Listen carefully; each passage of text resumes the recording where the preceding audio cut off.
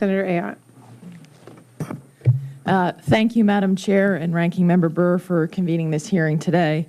I appreciate the opportunity to testify before this distinguished committee regarding the Remembering America's Forgotten Veterans Cemetery Act of 2012, which is S2320, which Senator Begich and I introduced earlier this year, and which several members of this committee are co-sponsoring. And I would like to personally recognize and thank the members of this committee that are co-sponsoring my bill, which is Senators Akaka, Senators Brown, Senators Isaacson, and Senators Wicker.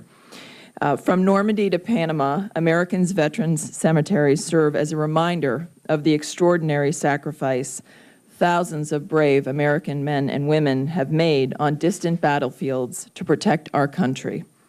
Maintaining America's veterans cemetery is a well-recognized responsibility of the federal government, and we have a moral obligation to make sure that these cemeteries are properly cared for. One of those cemeteries is the Clark's Veterans Cemetery in the Philippines, which contains the remains of more than 8,300 United States service members and their dependents. In 1991, the United States abandoned Clark Air Force Base in the wake of a volcanic eruption. And after 90 years of maintaining custodianship, the United States also, unfortunately, abandoned the graves of these brave Americans, leaving them unattended under a thick layer of ash. Over the next few years, the condition of the cemetery worsened, leaving the graves of our courageous veterans in an unacceptable state. And before you and also on the committee members' iPads are pictures of what happened to the Clark's Veterans Cemetery. And you can see from these pictures that no men or women or their dependents who have served our country admirably should they be left their remains in a cemetery that is in this condition and not cared for by our government. Private volunteers became so concerned about the state of this cemetery that they volunteered and attempted to honor our service members and their families buried there by maintaining this cemetery at their own expense. And I want to thank the Clark Veterans Cemetery Restoration Association and its president, Dennis Wright, for volunteering their own time and resources to attempt to right this wrong and to give the service members buried at Clark the dignity that they deserve. While these private citizens deserve our gratitude, the United States government has a moral responsibility to care for our veterans' cemeteries that honor the remains of those who have bravely served our country. For almost a century, the United States government cared for those buried at the Clark's Veterans Cemetery in the Philippines. Now it is time for the United States to resume its responsibilities. Our legislation would accomplish this by requiring the American Battle Monuments Commission to restore, operate, and maintain Clark's Veterans Cemetery to honor the courageous Americans that are buried there. In fact, Senate Resolution 481, which passed the Senate by voice vote on June 5th, concluded that the United States government should designate an appropriate United States entity to be responsible for the ongoing maintenance of Clark's Veterans Cemetery.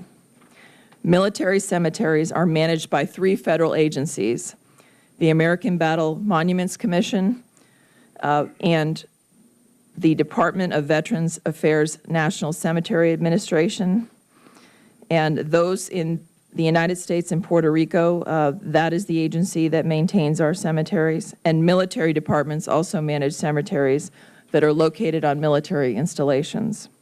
Of these 3 federal agencies, the American Battle Monuments Commission, which is responsible for designing, constructing, operating, and maintaining permanent American cemeteries in foreign countries, is the most appropriate agency to assume responsibility for the Clark Veterans Cemetery, because the cemetery is a permanent American cemetery in a foreign country. Although the American Battle Monuments Commission focuses much of its efforts on historical cemeteries and monuments in Europe, the Commission also maintains the Corozal American Cemetery in Panama, which is very, very similar to the Clark's Veterans Cemetery.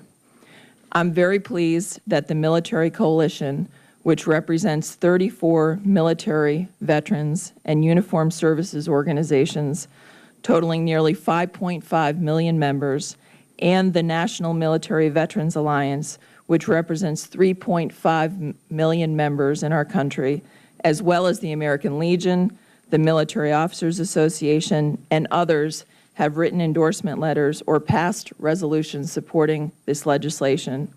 Millions of current and former service members and dozens of service organizations have spoken. They all agree. We must do the right thing for Clark's Veterans Cemetery. Madam Chair, I would ask that these letters be submitted for the record. Thank you very much, Senator. The American veterans buried in Clark Veterans Cemetery deserve a dignified and well-maintained final resting place. There's no reason that the brave service members buried at Clark should be deprived of the honor that they have earned and that veterans at other cemeteries are afforded. It's time for the United States government to fulfill its responsibility to care for this sacred ground. Again, I would like to thank you, Madam Chair and Ranking Member Burr, for agreeing to hold this hearing. I'm optimistic that we can move forward on this legislation and ensure that the United States government fulfills its responsibility to honor the final resting ground of those who have sacrificed and made the ultimate sacrifice, many of them for our country. Thank you very much. And your statements and the information will be included in the record. We will turn to Senator Franken.